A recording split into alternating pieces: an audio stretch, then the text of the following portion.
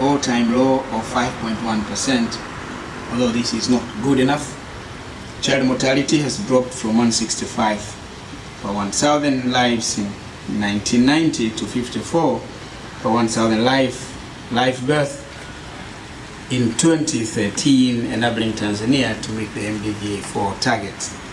We'll stay the course with regards to investing in prevention and treatment of diseases so that we save more lives of our citizens and make Tanzanians may live a happier life. We give special attention to reduction of maternal mortality this year. We've not been doing well in this regard. Again, we appreciate the support of donors both in the health and water sectors. We look forward to continued support this year and many years to come.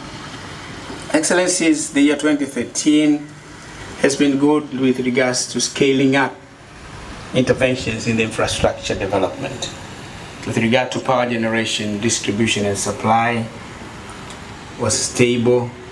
Unlike previous years, there is no power rationing at the moment. Construction of the 542-kilometer gas pipeline from Twara to Songo-Songo, from Twara and Songo-Songo to Dar es Salaam is now well underway and progress is good so far. The construction of power stations at Kinyerezi is at various stages of development. The aim is to complete these power stations before the pipeline reaches Dar es Salaam. As a result of increasing budgetary allocations for rural electrification, already 24% of Tanzanians are connected to electricity. In 2012, the figure was 21%. At the current pace, we believe we may be able to achieve or even surpass the target we have set for ourselves of 30% coverage by 2015. Road construction is going on in every corner of the country. We expect to do more this year. In Dar es Salaam, one of the fastest growing cities in sub-Saharan Africa, we are working hard to widen the existing roads and build new ones to ease traffic jams. We are also in the final stages of concluding phase 1 of the infrastructure for rapid city buses. I'm sure by the end of this year, traffic congestion in Dar es Salaam will be eased to some extent, not much, but we intend to do more in the coming years. I'm optimistic that 2014 will be the year of achieving great success. Presidential Delivery Bureau and ministerial delivery units will be fully operational to follow up on the implementation of programs and projects initiated under the Big Results Now and the strategic projects outlined in the 5-year development plan. We highly appreciate the support of our development partners in the BRN initiative and the establishment of the PDB and MDUs. Excellencies, you recall that in my address to you last year, I mentioned that the constitutional review process was well underway. I'm happy that I have already received the second draft of the Constitution from the Constitutional Review Commission on the 30th of December this year, done on time. This draft will be discussed at the Constituent Assembly to be convened in February. The Assembly will deliberate on the draft and decide on the final Constitution. The Assembly is supposed to complete its work within 70 days, the minimum. If they fail to do that, within 90 days, the maximum. So hopefully, if all goes well, by May, we should have a decision made, and we'll have a new draft constitution, new final draft constitution, which will then be taken to the people for their final decision or through a referendum. If all goes according to plan, Tanzanians will have a constitution of their own before the end of 2014. Excellencies, you will agree with me that the year 2014, therefore, is a landmark year in the history of Tanzania, in the history of the people of this great nation.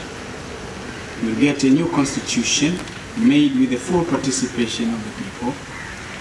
Secondly, we will be celebrating two historic events: the Golden Jubilee of the revolution of the Zanzibar Revolution and the golden jubilee of the union between Zanzibar and Tanganyika to form the United Republic of Tanzania. I therefore request all of you to pray for the people of Tanzania to meet these expectations with regards to the three historic events. I also would like to take this opportunity to extend to you an invitation to join the people of Tanzania to celebrate the 50th anniversary of the Zanzibar Revolution 2 days from now. And later on the 26th of April to celebrate the 50th anniversary of the birth of the United Republic of Tanzania. Excellencies, last year was an exciting year for the East African community, SADC, the International Conference on the Great Lakes region, and the African Union. Fortunately, Tanzania is a member of all these organizations. Let me hasten to say that we will continue to be faithful members and discharge our duties and responsibilities accordingly in 2014. The African Union, we successfully completed the peer review process of Tanzania. We are now implementing the relevant advice the AU gave to Tanzania. We continue to serve as members of the African Union Peace and Security Council, and through our membership in 2013, we were able to contribute to the peace processes in Madagascar, Zimbabwe, the Democratic Republic of Congo, Somalia, Mali, Central African Republic, and the other African issues of interest. In August last year, we handed over the chairmanship of the SADC organ on politics, defense, and security to Namibia after the expiry of our one-year term of leadership. I'm happy that the efforts we expended towards finding solutions to the political and security challenges in Zimbabwe, Eastern DRC, and Madagascar were rewarded with success. Elections were successfully held in Zimbabwe and Madagascar, and new political dispensations are now in place. I'm particularly happy that finally in the Eastern DRC there is light at the end of the tunnel after the defeat of the M23 by the Congolese army, assisted or supported by the 4th International Brigade of the United Nations. Tanzania is proud to have had the honor of contributing troops to the 4th International Brigade. Excellencies, we are excited with the progress being made in the East African community. At the last summit, the important decisions were taken with regard to the signing of the protocol on the monetary union, the establishment of the single customs territory, and on the roadmap for the political federation. These three landmark decisions will go a long way towards enhancing the integration agenda of the East African nations. Tanzania promises to remain supportive of these endeavors. We will play our part faithfully and dutifully. Excellencies, as we celebrate these landmark achievements, I wish to assure you that we will continue to work with all member states of the African Union, Southern African Development Community, the East African Community, International Conference of the Great Lakes region, and the United Nations, as well as other members of the international community at large, to ensure that African conflicts are prevented, and if need be, they are resolved speedily and expeditiously. The people of Africa have had an unfair share of conflicts. They deserve a break. They deserve better. Excellencies, last year was a special year for Tanzania's diplomacy. We had the honor of hosting several world leaders, including the President of China, His Excellency Xi Jinping, President of the United States of America, His Excellency Barack Obama, 19 heads of states and government, members of the Smart Partnership movement. No year compares to this to last year for us in Kosovo. So we look forward. We're not sure. We don't think this year will be as exciting as last year, but you never know. It's only January. Maybe sometimes someday bigger things may happen. We also participated in several regional and global meetings and initiatives.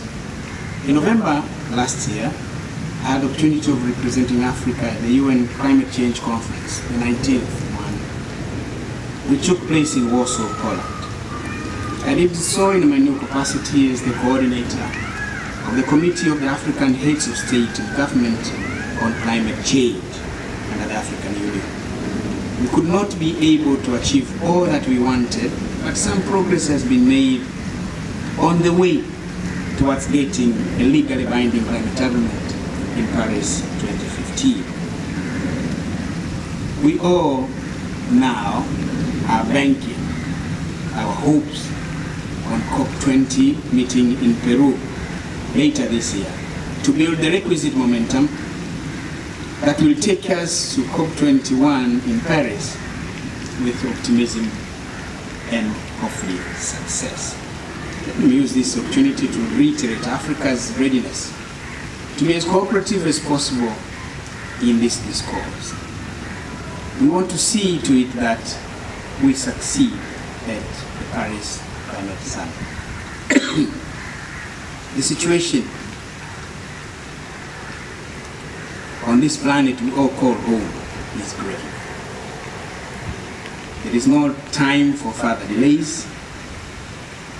Urgent action is needed. Therefore, we must all rise to the challenge. Excellencies, it would be remiss of me if I ended my speech without thanking all of you for being good friends of Tanzania in 2013 and many years before that. I reaffirm Tanzania's readiness to advance this friendship this year and forever. We also extend our special thanks to our development partners and other friends for the tremendous support and assistance extended to Tanzania throughout the year 2013. We could not have achieved as much as we did without your invaluable support.